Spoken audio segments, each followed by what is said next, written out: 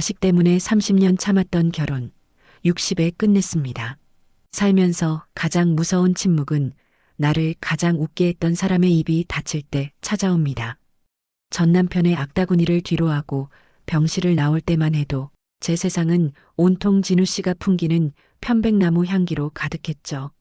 그런데 그의 휴대폰에 뜬 아빠라는 두 글자가 그 향기를 단숨에 가로챘습니다.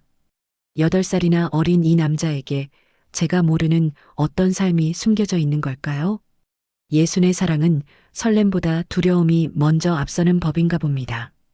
공방으로 돌아가는 차 안, 진우 씨의 옆모습이 유난히 창백해 보였습니다.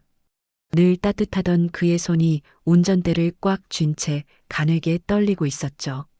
공방 앞에 도착하자 웬 젊은 청년 하나가 큼지막한 배낭을 메고 서 있었습니다. 아버지 연락도 없이 죄송해요. 진우 씨는 한참 동안 그 청년을 바라보다가 제 손을 슬며시 놓았습니다. 그 온기가 사라진 자리에 시린 찬바람이 훅 끼쳐왔죠. 그 청년은 진우 씨를 꼭 닮은 눈매로 저를 의아하게 쳐다보았습니다. 저는 마치 남의 자리에 잘못 앉아있던 사람처럼 서둘러 뒷걸음질 쳤습니다. 그날 저녁 진우 씨가 제 단칸방 앞으로 찾아왔습니다. 어두운 가로등 아래 선 그의 그림자가 유난히 길고 쓸쓸해 보였죠. 영숙 씨, 놀라게 해서 미안합니다. 10년 전에 헤어진 아내와 외국으로 나갔던 아들이에요. 저한테도 지우고 싶어도 지워지지 않는 낙인이 있었습니다. 아내의 외도를 목격하고 도망치듯 공방에 틀어박혔던 못난 아버지가 바로 접니다. 그는 고개를 숙인 채 자신의 상처를 하나씩 꺼내 놓았습니다. 부드러운 목소리 뒤에 감춰진 칼날 같은 통증들. 저는 그제야 알았습니다.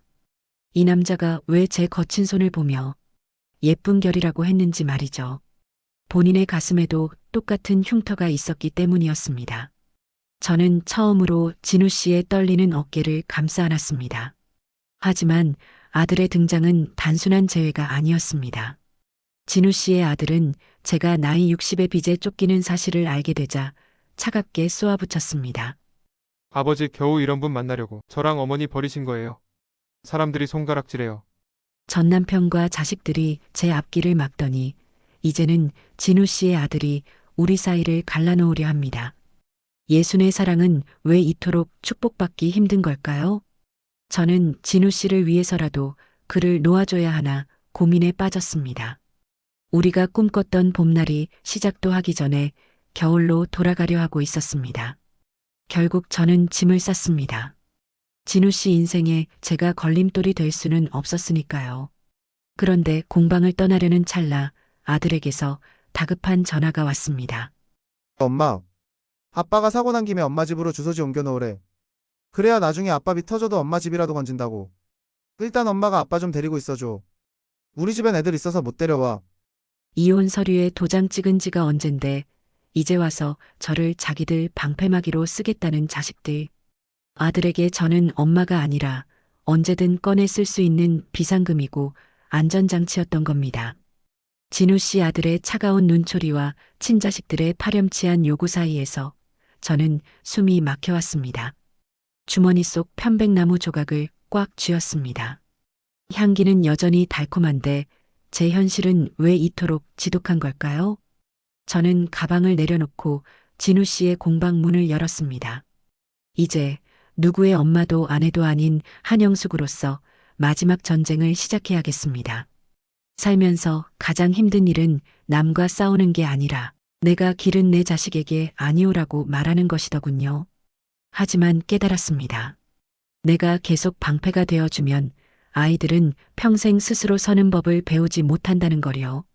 이제 저는 당신들의 비구름을 막아주는 우산 노릇은 그만두려 합니다. 젖으면 젖는 대로, 추우면 추운 대로 살아보세요. 저도 이제 제 몫의 햇살 아래서 좀 웃어봐야겠습니다.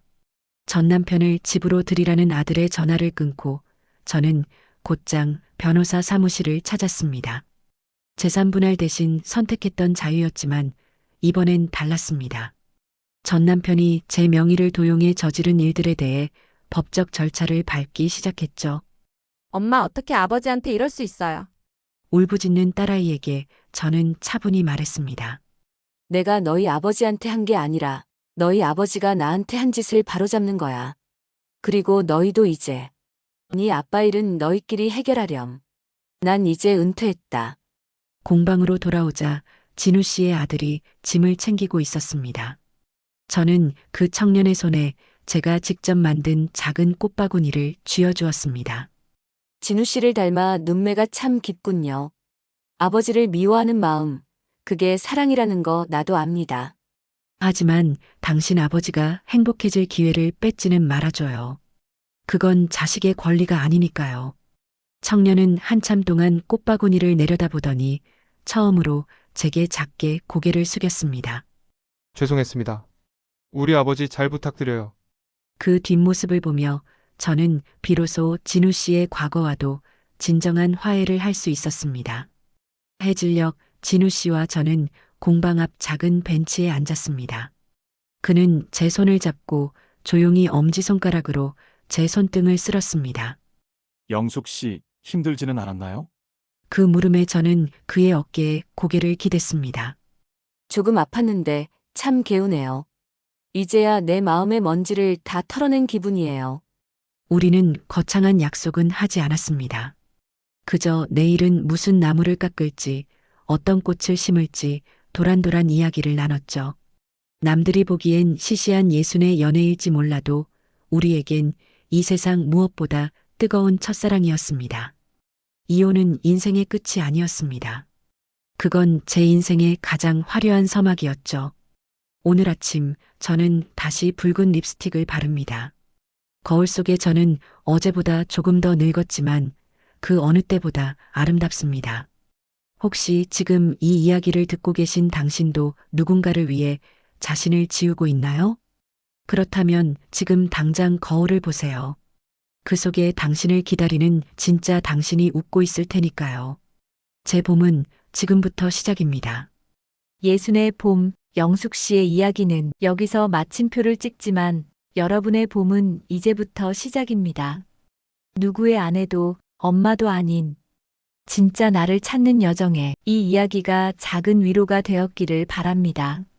지금까지 영숙 씨의 여정을 따뜻한 시선으로 함께 해주신 모든 분께 진심으로 감사드립니다. 이 이야기가 좋으셨다면 구독과 좋아요로 마음을 나눠주세요. 여러분의 소중한 댓글은 저에게도 그리고 이 세상의 수많은 영숙 씨들에게도 큰 감동이 됩니다. 저는 또 다른 삶의 이야기로 다시 인사드리겠습니다. 오늘도 당신의 이름으로 행복한 하루 보내시길 바랍니다.